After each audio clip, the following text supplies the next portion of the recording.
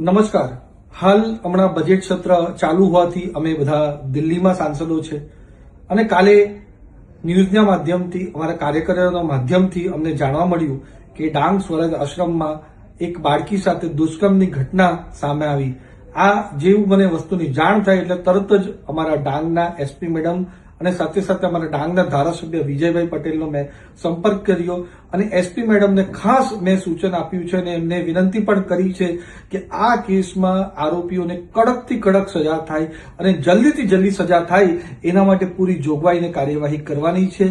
આમાં કોઈ પણ જાતની બાંધછોડ અમે ચલાવી લેવામાં આવશે નહીં. અમારી પોલીસ ટીમ, અમારી રાજ્ય સરકાર અને કેન્દ્ર સરકાર મળીને આરોપીને કડકથી કડક સજા થાય એના માટે પૂરી તૈયારી કરી રહ્યા છે. સાથે એસપી મેડમને અમે એમ પણ જણાવ્યું છે કે આના સિવાય કોઈ બીજી બાળકી સાથે પણ કોઈ આ પ્રકારની દુષ્કર્મની ઘટના થઈ હોય તો એની પણ સચોટ તપાસ કરે. આ કેસની અંદર તરત જ એમણે પોસ્કોનો પણ ગુનો દાખલ કર્યો છે, સાથે એટ્રોસિટીનો પણ ગુનો નવી બીએનએસની કલમના તહેત એમણે દાખલ કર્યો છે.